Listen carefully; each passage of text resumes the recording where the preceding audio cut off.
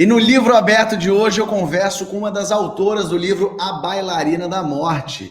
Olha só, Lilia Schwartz, a historiadora, a conhecedora do Brasil profundo, e que escreveu um livro sobre o Covid-19 em 1918. Peraí, eu não estou entendendo. Que história é essa, Lilia? É gripe espanhola ou é Covid?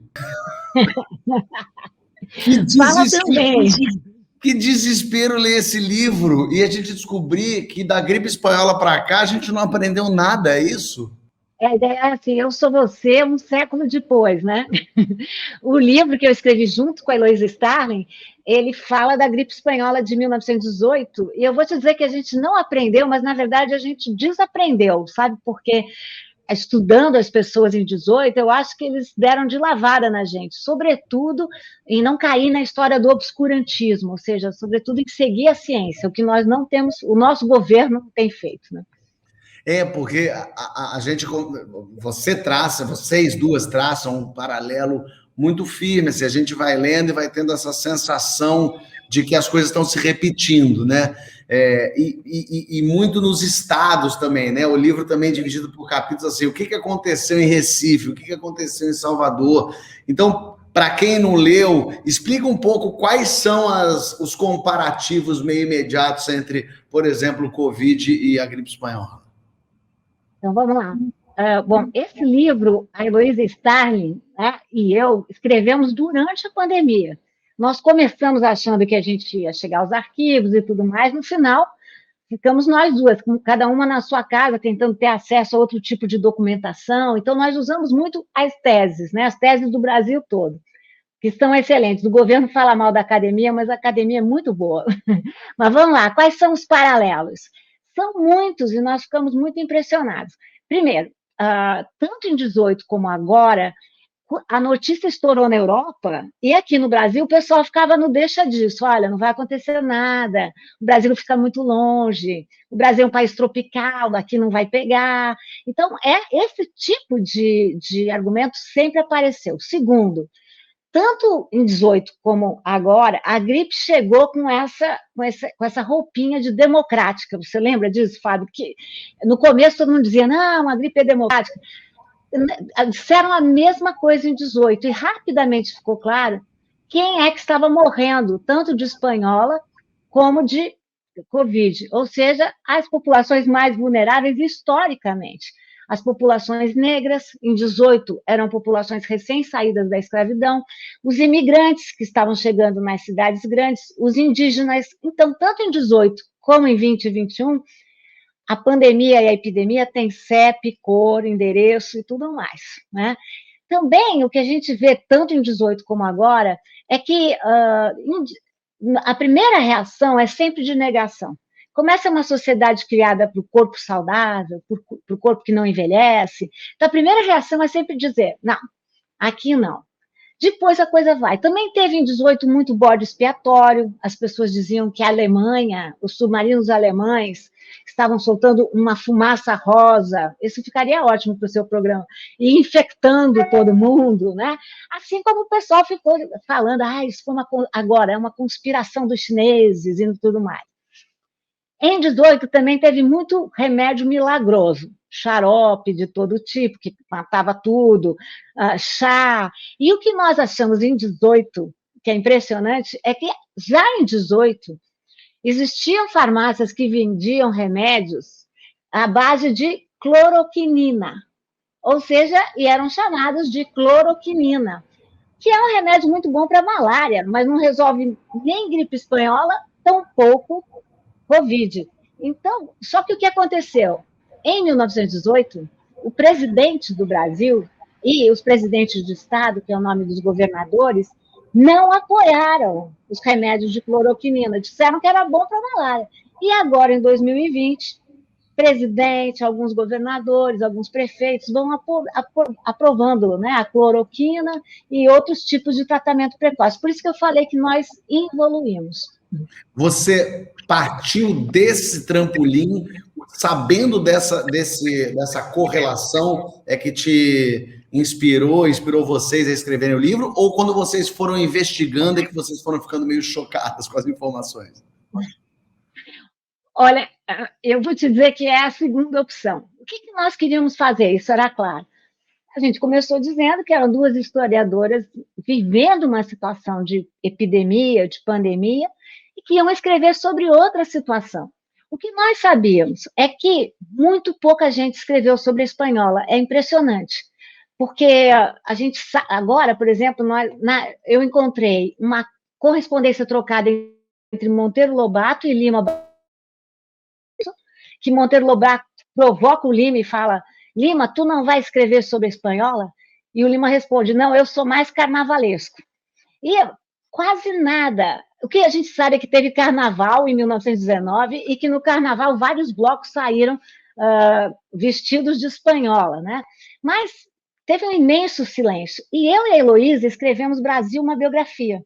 E nós constatamos que em Brasil, uma biografia, nós não falamos da espanhola. E constatei também eu que eu escrevi um livro sobre Lima Barreto e também não tratei da espanhola. Então, existe um silêncio que nos incomodou muito, né? Ou seja, por que será que Pedro Nava só fala quando ele era adulto e fala da sua meninice? Veríssimo só fala quando ele era mais velho, lembrando o passado. A espanhola virou categoria de tempo, mas não virou tema. Então, esse foi o nosso... Bom, vamos partir daí. Por que tem esse silêncio? O historiador adora investigar esse tipo de coisa. E conforme a gente foi andando, a gente falava, não. E para te contar uma coisa bem engraçada, quando nós fizemos o primeiro anúncio do livro, foi uma entrevista com a Patrícia Campos Melo, eu tinha acabado de achar a notícia da cloroquinina. E eu falei no ar, falei, Heloísa, eu achei cloroquinina, e era em BH, e a Heloísa é super bairrista de BH, e ela falou, Lília Schwartz, isso não pode ser. Então, como essa surpresa, nós tivemos muitas surpresas, sabe? São muito semelhantes, muito.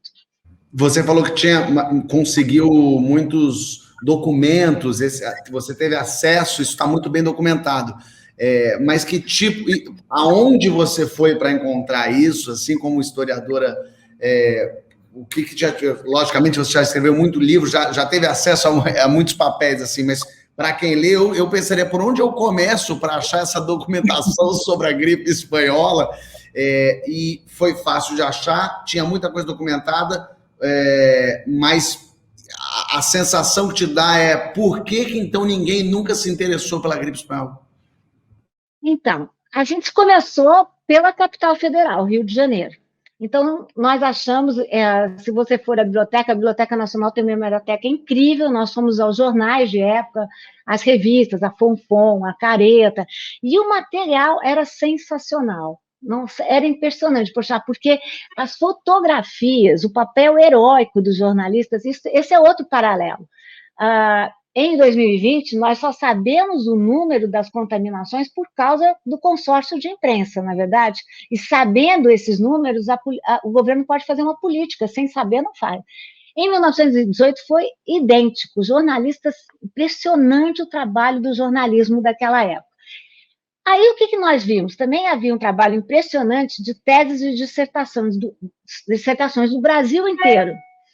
Eu já tinha participado de algumas defesas, mas essas dissertações falavam assim, a gripe espanhola no Rio, a gripe espanhola em Belém, a gripe espanhola em Porto Alegre. Não havia um livro que falasse da gripe espanhola e das reações diferentes em cada um dos estados.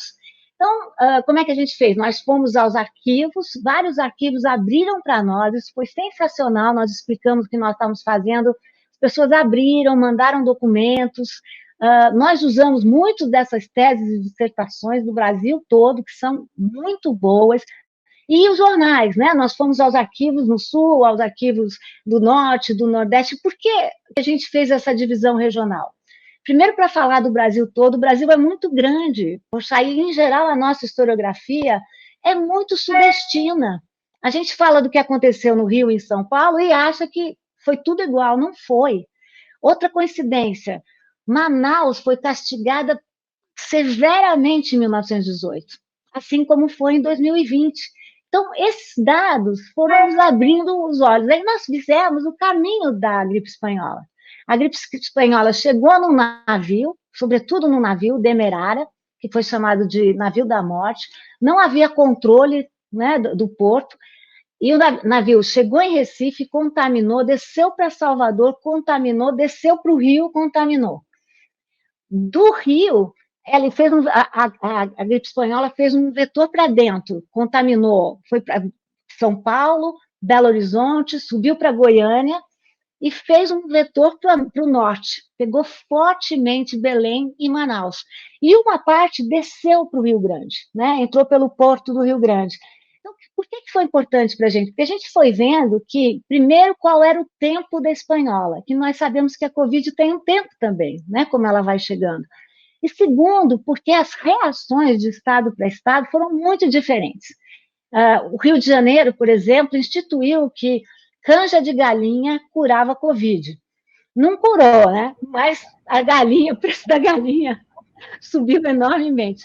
São Paulo, que tem essa peça de trabalhador, estabeleceu que o que curava Covid em São Paulo era uma boa caipirinha de limão. Covid não, falando da gripe espanhola, né? Espanhola, falho meu, mas deve curar Covid também. Espanhola, o preço do limão subiu. Lá no Sul, proibiram a prática do chimarrão. Por quê? Porque você divide o chimarrão. Proibiram. Lá em Belém, teve uma história incrível, que tinham acabado de restaurar uma santa da Igreja da Matriz lá em Belém, e o restaurador tinha deixado um pedaço de parafina. Então, rolou a ideia de que a santa estava chorando por causa da espanhola. E a gente encontrou notícia da santa que chorou em Belém até em Santa Catarina. Então, entender essas especificidades, por exemplo, em Manaus, o pessoal usou uma técnica dos indígenas, eles cobriam os mortos com redes, porque não queriam deixar... Porque qual era a profilaxia? Se alguém morresse, as pessoas morriam em casa, muitas vezes, era preciso tirar o corpo e colocá-lo na rua para que as carrocinhas passassem. E em Belém, eles embrulhavam os corpos nas redes.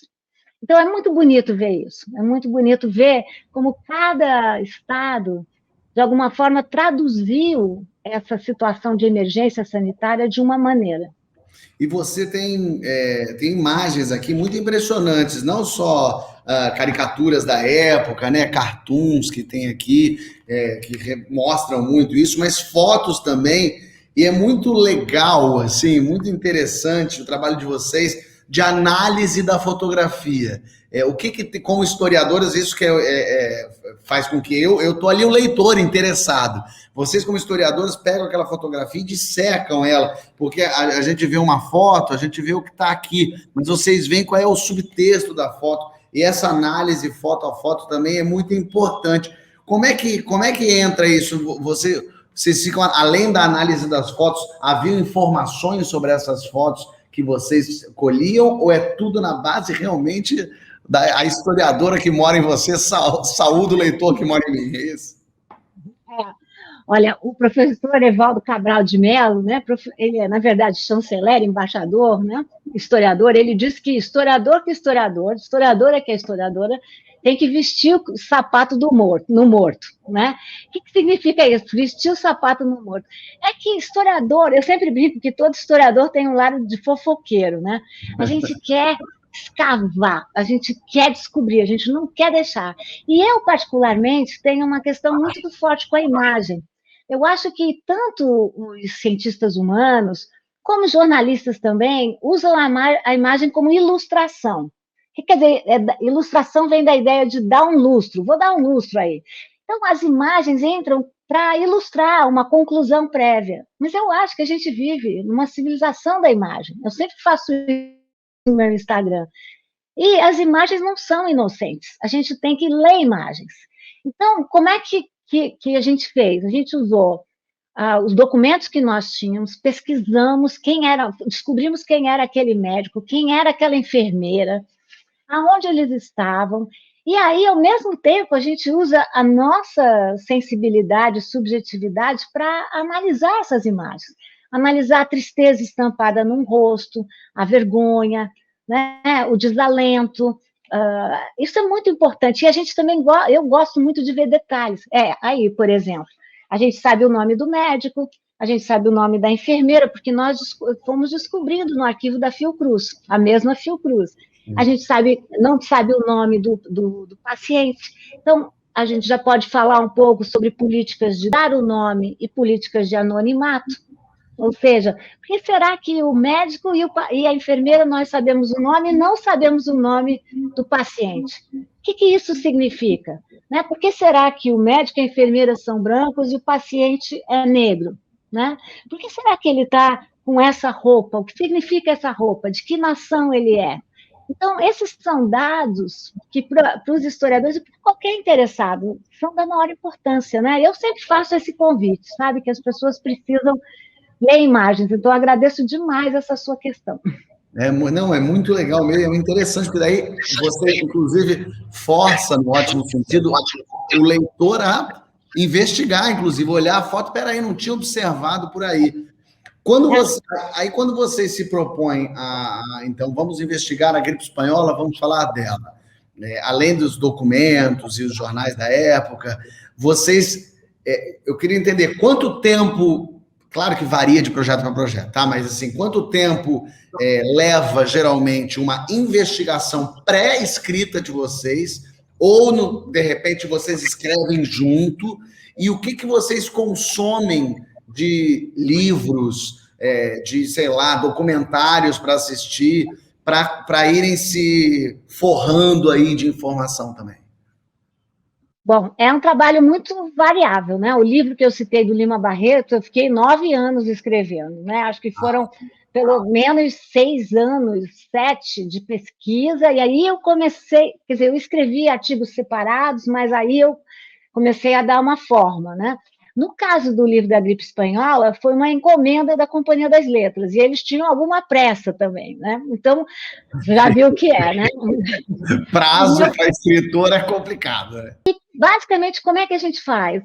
Eu e a Heloísa temos formas diferentes de escrever. Eu vou escrevendo na medida em que eu acho que eu já visualizei o capítulo.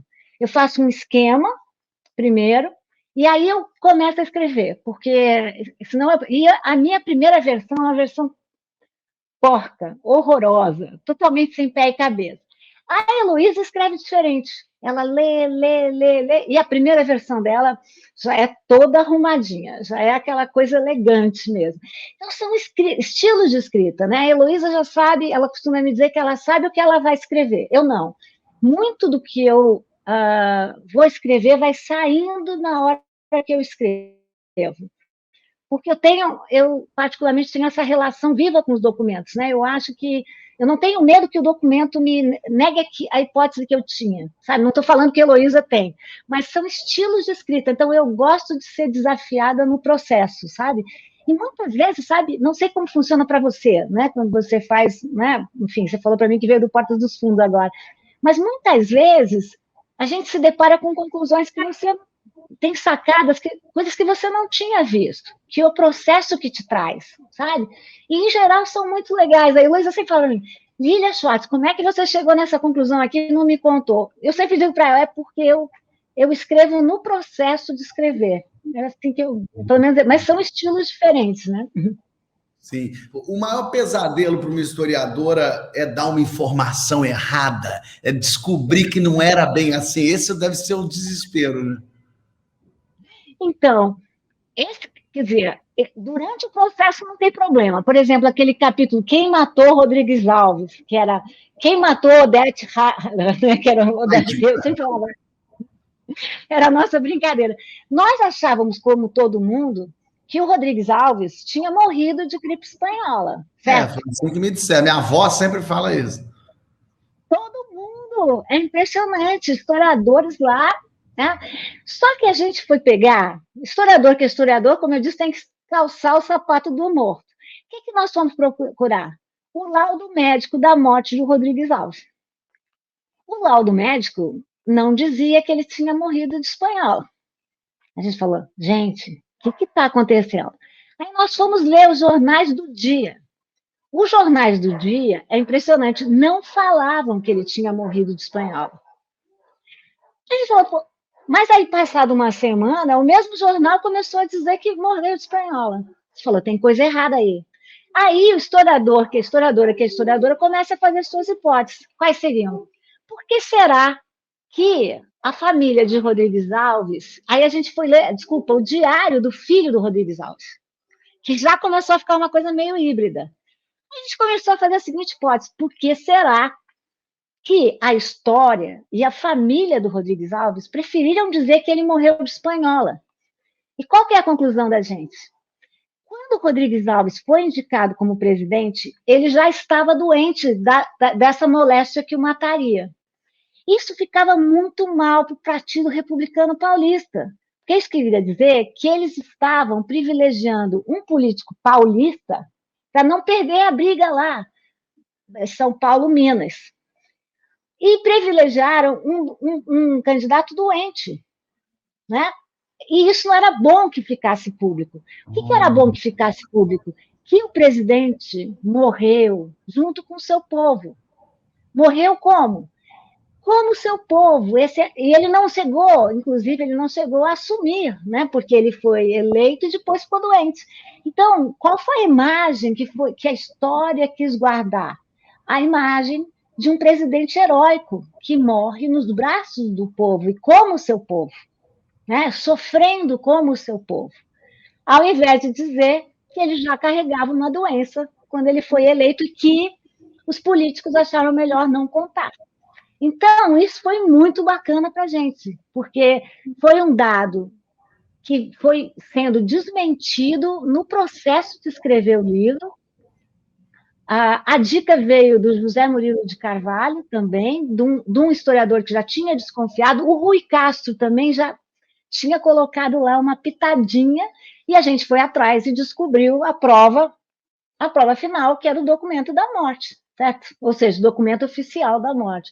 Mas é impressionante isso, né? Ou seja, como os jornais foram mentindo. E história é um pouco como você sabe que é o seu... é umas coisas um pouco assim, cria fama e deita-te na cama. Ou seja, o primeiro livro falou que Rodrigues Alves morreu de espanhol. O segundo confirmou, o terceiro confirmou, aí ninguém mais vai procurar. Claro. Não, já que estamos em épocas de fake news, como diz o Emicida, não é fake news, é mentira. Só para explicar, eu gosto muito disso. Fala fake news, parece chique falar uma fake news. Mas um livro vindo de historiadoras ou jornalistas, que seja, tem que ser de verdade, né? Tem que ser. E aí, talvez lá atrás não tivesse muito como confrontar. Mas hoje em dia, com o Google, os Wikipedias da vida, todo mundo está o tempo todo batendo de frente. Como é que você, agora falando do livro, mas mais da sua profissão, como é que você, que lida com a verdade, entende esse momento em que a mentira está ganhando, Lília? Olha, eu vejo com muita preocupação, né? Muita preocupação, porque você vê que eu fui te contando como que foi esse nosso processo de descoberta. Vai num documento, vai em outro, né? Vai no documento de morte, vai no diário do filho, vai nos jornais da época, vai nos jornais de um mês depois. Eu sempre digo que a mentira é fácil de falar, porque, em geral, quando você fala mentira, por que você fala uma mentira? Porque você quer agradar aquele que vai ouvir a mentira. Então, a mentira é mais rápida, né? Faz tratamento precoce, toma cloroquina que eu prometo que não vai acontecer nada com você. Muito mais difícil do que você falar, olha, gente, é complicado, tem que se vacinar, a vacina está difícil, tem que fazer fila, tem que usar máscara não sei por quanto tempo, tem que lavar a mão, tem que ficar... é muito mais complicado falar a verdade, não é? Porque, em geral, a verdade não é boa notícia. Em geral, não é. Em geral, a mentira é boa notícia. Então, eu vejo com muita preocupação, porque até porque nós estamos criando histórias paralelas na minha área. Né? Você tem um grupo que se chama Brasil Paralelo, que faz história como se história fosse bula de remédio. Assim, é como se eu dissesse para você, como eu queria que Rodrigues Alves saísse elevado desse livro, então eu não fui pesquisar. Isso que é história como bula de remédio. Historiadora que é historiadora, ela tem que testar tudo que vai falar, sabe? Você tem que conferir mais uma vez. Não adianta você ter um documento só. Você tem que achar de novo, você tem que procurar mais uma vez. E historiador que quer fazer essa história bacaninha, história como exercício de elevação, uma história que não é crítica, que é só ufanista, vai colocando o senso comum com senso comum. E olha, eu vou te dizer uma coisa, eu tenho tanto medo de mentira como teoria do senso comum. Porque a teoria do senso comum também faz um estrago danado, danado, né? Muitas vezes eu me peguei repetindo coisas que eu tinha ouvido como se fossem verdades. E é um processo mesmo. Para mim foi um processo de... Mas peraí, mas quem me disse isso? Como é que eu sei? E é tão fácil. Hoje em dia é tão fácil que é até também o que eu quero perguntar. O quanto não ter acesso à informação na gripe espanhola ajudou eles lá, porque hoje aqui é tanta informação que está atrapalhando a gente, é isso. É lógico que é uma brincadeira, quanto mais informação é sempre melhor, mas assim, o quanto a gente até perdoa a caipirinha para espantar a gripe espanhola, e é inconcebível o ozônio no ânus para prevenir corona. Como é que que você achou dessas coisas todas, da falta de informação e de que tipo de informação e como a informação chegava para as pessoas lá na época da gripe espanhola? Então, ótima pergunta também. Era mais difícil, mas foi impressionante. A partir do momento que o secretário de Saúde constatou que a espanhola estava no Brasil e que ela era epidêmica, ele estabeleceu uma série de profilaxias e distribuiu para todos os estados. Os jornais distribuíram, panfletaram as cidades, né? É muito impressionante a solidariedade, né? Imediatamente você começa a ver notícias de lojas Mapping, né, que distribuiu pijamas, os clubes que fecharam e abriram como hospitais de campanha. Então, eu acho que foi feito o que era possível. Claro que faltou muita coisa. Por exemplo, a informação de que era preciso controlar os portos, que era fundamental. Esse é outro paralelo interessante, né, Poxa? Porque, vê, a espanhola entrou de navio, a Covid entrou de avião. Né? Olha que interessante. Né? E a gente também demorou para controlar os nossos aeroportos. Eles demoraram muito. E quando descobriram, aí faltou informação mesmo. E quando descobriram, caiu o secretário da Saúde, como sempre vai achar o culpado, não sei o quê. O fato é que eles colocaram o Carlos Chagas, que era uma pessoa muito experiente, que era da escola do Oswaldo Cruz, nosso atual Fiocruz, né? Eles fizeram o possível, mas claro que faltou informação. Isso que aconteceu em Manaus, em 18, é porque as pessoas desciam de rio, né, de canoa no rio, e iam infectando a cidade. Manaus é a boca da floresta, Manaus e Belém, mas Manaus ainda mais. Então, foi muito difícil conter. Eles fizeram o que era possível, né? Acho que nós estamos aqui com uma culpa maior, porque agora, em 2020, 2021, nós temos informações confiáveis de que tratamento precoce não funciona. Né? Nós temos informações confiáveis de que o uso de máscara, o isolamento, são questões importantíssimas. Então, não há desculpa para 2020 e 2021. Há alguma desculpa para 18, mas para 20 e 21 não há perdão, eu acho.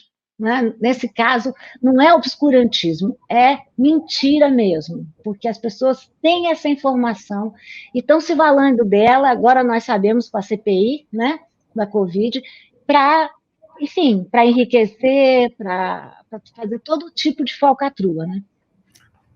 As pessoas, o ser humano, para a gente também se incluir isso aí, a gente se esquece.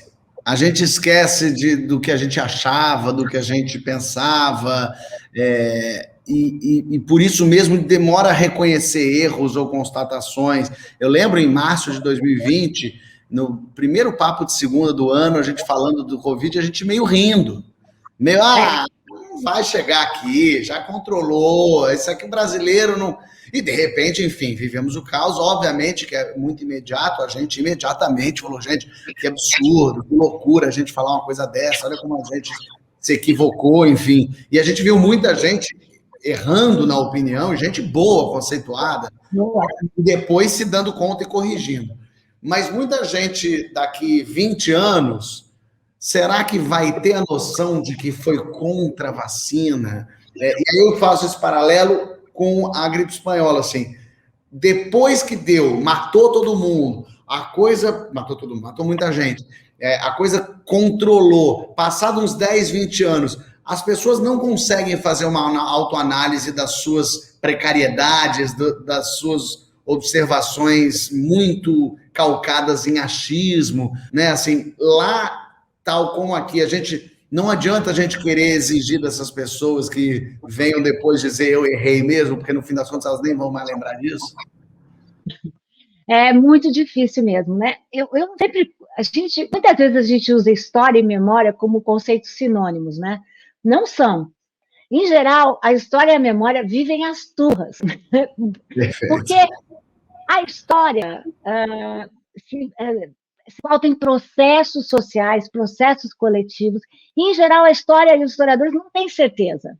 Né? Se você perguntar para mim, o que você acha do futuro? Eu vou te dizer, não sei. Historiador tem que carregar a incerteza, porque as coisas mudam, você descobre outras perguntas, faz novas perguntas, às vezes, para o mesmo documento e muda tudo, né? E a memória, ela é pautada na experiência subjetiva, pessoal e individual. Além de tudo, a memória é sempre uma memória afetiva, né? Enquanto que a história, ela tem que, de alguma maneira, se separar. Então, uma desconfia da outra, a gente desconfia uma da outra sempre, né? E o que acontece em geral? Nós somos bondosos com a nossa memória, né? Nós somos muito afetivos com a nossa memória. Em geral, a gente não gosta de achar que errou, em geral, a gente não gosta de achar que fez feio, em geral, a gente não gosta de lembrar que a gente não ajudou o outro. Eu lembro que quando começou essa história da Covid, em março, eu cheguei no Brasil, eu estava em Princeton, e as pessoas me estranhavam muito, que eu vim de máscara, fiquei isolada direto. Até minha filha falou, mãe, você voltou muito americanizada. Eu falei, não, não, não, não, não. Eu sou você daqui 10 dias, né? Nem isso, né? Mas a memória, o que aconteceu no comecinho? A gente inventou aquele conceito lá, bonitinho, novo normal. Eu lembro que eu sempre fui muito contra esse conceito novo normal, porque a minha pergunta era, normal para quem? Né? Normal para mim, para você, eu tenho esse meu escritório, é só para mim, né? Eu tenho o meu quarto. Normal, no Brasil, a gente sabe que 35% da população vive em um cômodo que abriga mais de 6 pessoas. Água potável não é uma realidade no Brasil. Cara, A não gente sabia sabe desse dado, que impressionante isso, Lívia. de cada 4 brasileiros, um não tem acesso nenhum ao Wi-Fi, à internet, ao que for. Então, a pergunta é, novo normal para quem? Né? Ou seja, num país como o nosso, num país tão desigual como o Brasil. Mas era uma forma de, na época da Covid, a gente se sentir bem. Lembra aquele papo, vamos ser mais solidários? Os números de violência aumentaram, mesmo com falta de gente na rua.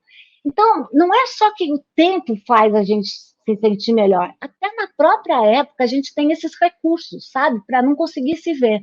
O que aconteceu no caso da espanhola? Aquele silêncio que eu te contei, ninguém quis falar, e a espanhola virou só um marcador de tempo. Os mais antigos falavam assim, porque no tempo da espanhola, mas não para falar da espanhola, para falar que era aquele tempo de 18, 19.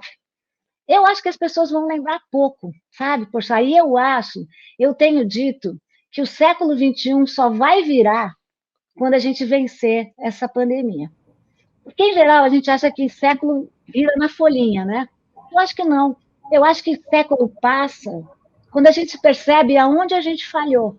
Então, veja que nós nos achávamos pessoas tão emancipadas, né? Ou seja, podíamos viajar para onde fosse, nos conectávamos com todos, e é isso que um pequeno micro-organismo fez com que tudo parasse, né? Ou seja, pequenas cidades, grandes impérios, pequenos países, todo mundo parou. Então, eu acho que o século vai virar quando a gente achar, vai demorar ainda, né? Que a pandemia ficou para trás. Senão a gente não vira, não. Faz sentido. Teve alguma coisa sobre a gripe espanhola que você não conseguiu achar, que não tinha em documento, que você sentiu, sei lá, um cheirinho de informação, mas que não adiantou ir porque não tinha nada concreto que pudesse ser confiável a ponto de colocar como verdade? Os números da espanhola. Porque esses números são muito rasurados para 2020 e 2021, mas é mais difícil de rasurar, porque nós temos o SUS. Na época, nós não tínhamos o SUS. Então, não tinha sequer vacina, não havia Ministério da Saúde. Então, os números variam aos milhares. Então, eu lembro quando a gente entregou os números, que os editores falam, é isso mesmo? A gente falou, é isso mesmo, porque é assim que eles dizem. Então, a gente tentou ir por várias vias, nós tentamos analisar, nós entramos nos registros dos hospitais das cidades que a gente analisou e tentamos multiplicar, tentar fazer uma regra matemática lá, uma regra de progressão, mas não foi confiável. Então, até o último momento do livro, a gente estava lá com aquele número, porque é um número muito impreciso. Mas eu acho que, como historiador, eu acho que a gente não deve mascarar a dúvida. E a gente fala disso no livro, sabe? Eu sempre falo uma coisa assim nos meus livros, até o momento nós sabemos disso, né? Por exemplo, até o momento temos esse número, mas quem sabe no futuro, né, alguém vai descobrir que esse dado está errado. Ok. Tem um antropólogo que eu gosto muito, um antropólogo norte-americano, que faleceu há pouco, o Marshall Salins, que era muito engraçado, e ele escreveu um livro chamado Esperando Foucault Ainda, ao invés de Esperando Godot. E ele disse uma coisa incrível, ele falou, uma carreira acadêmica feliz é feita de duas verdades. A primeira é que morreremos. A segunda é que estaremos errados. Uma carreira feliz é quando a primeira condição acontece antes da segunda condição. Que ótimo! Tá bom. Mas eu sei que estaremos errados. É isso, né? Em algum momento. E essa que eu estava lendo um artigo também falando acho que na Piauí até, por que o charlatanismo está vencendo? Porque é isso, porque a ciência pondera, a ciência se entende como é o que temos hoje, essa é a verdade que chegamos até aqui, que foi comprovada até aqui, mas talvez ela mude amanhã, e não tem problema mudar, né? Não tem problema. Essa é uma prática de qualquer ciência. Vamos falar das ciências humanas, das ciências biológicas. Ontem eu estava conversando com a Natália Pasternak. É o mesmo suposto. Qual é o suposto? Nós partimos de hipóteses. Como é que a ciência trabalha? Você tem uma hipótese, você vai aferir essa hipótese, às vezes ela dá certo, às vezes ela não dá certo, você se sente um ignorantão, mas você tem que ter a ética de dizer que você estava errado. E essas hipóteses, essas verdades que você vai escrever, você vai dar os seus dados, não é que a gente sai falando, Rodrigues Alves, já tentei mostrar como a gente trabalha. Mas se tiver errado, gente, que bom, né? É assim que caminha, né? É assim que caminha a história, né? E tem uma coisa bacana, sabe, porque eu acho assim, por que será que a história do final do século XX foi mais social? A história do começo do século XX foi mais política? E dando pulo, por que a história do século XXI é uma história mais das mulheres, das populações negras, das populações LGBTQI+. Não é que os documentos mudaram, é que os historiadores estão fazendo novas questões para os mesmos documentos, às vezes, e vendo coisas que nós não víamos, né? Interessante. Você sempre foi uma pessoa rodeada de livros? Você sempre foi uma pessoa leitora desde criancinha? Então, olha, fica meio pedante dizer, né? Mas eu tive dois avós historiadores não profissionais. O meu avô italiano, que era o nono Vittorio, e o meu avô francês, que era o vovô Armand. Ambos me criaram contando muitas histórias, né? Muitas inventadas por eles, outras não. Eles me davam muitos livros, né? E eu ganhei a biblioteca deles. Eu estou olhando porque está bem aqui, a biblioteca dos dois.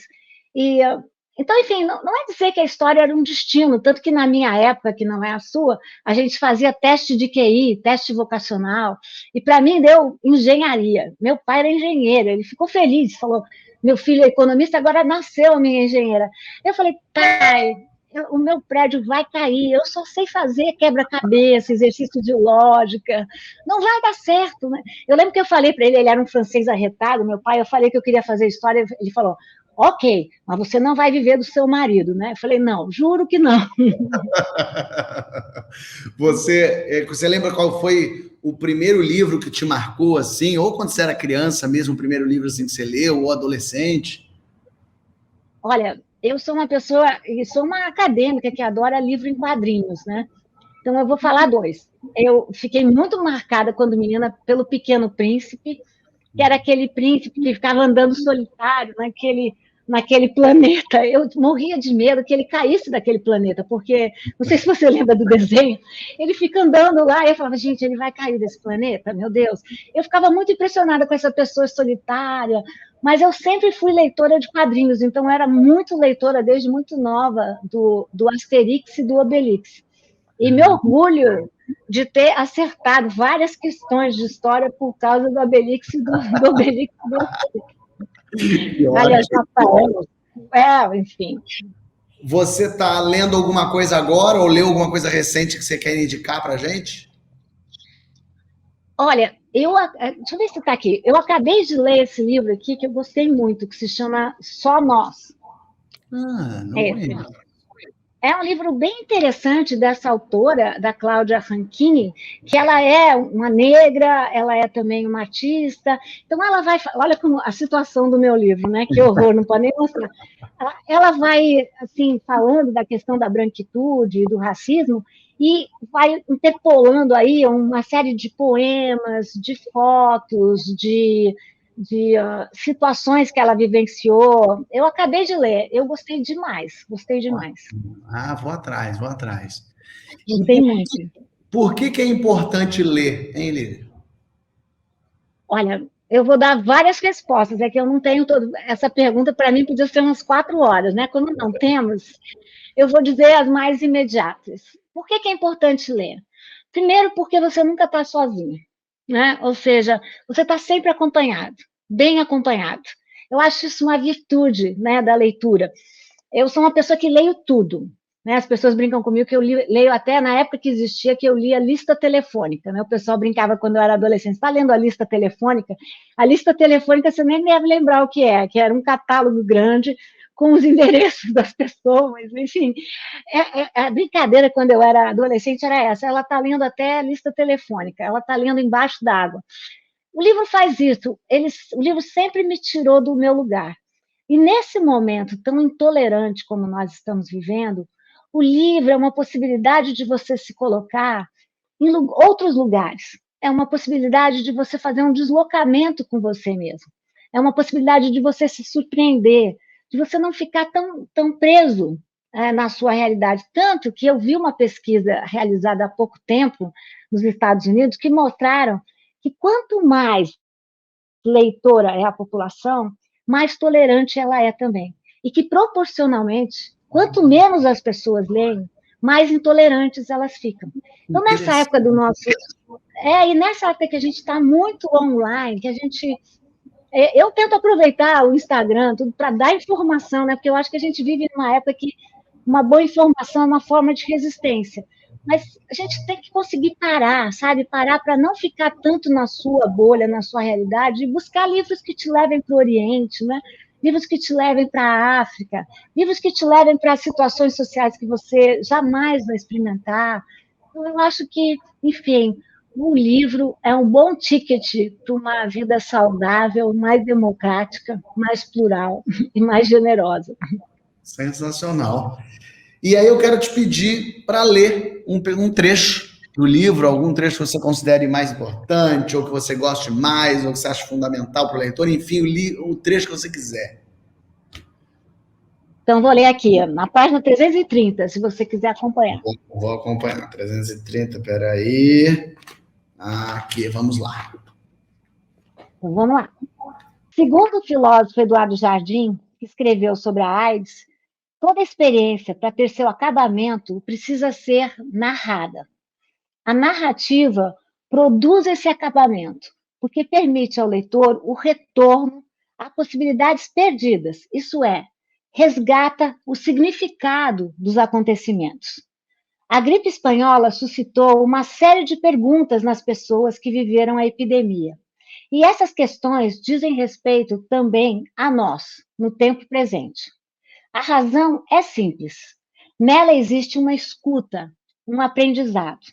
Diante do que parece inédito, nos dirigimos ao passado para chegar mais perto de indagações que precisam ser feitas hoje. A experiência da espanhola nos diz respeito porque exige reconsiderar o valor da vida, permite refletir por qual motivo, tanto na pandemia de 1918, como na de agora, a de Covid-19, ficaram escancaradas as nossas desigualdades que atingiram e atingem de forma ainda mais brutal os povos indígenas, a população negra, a população pobre e as periferias. As mortes têm cor, classe, escolaridade e local de moradia, seja no Brasil dos tempos da espanhola, seja no país de 2020. Sensacional. Triste constatação e realidade.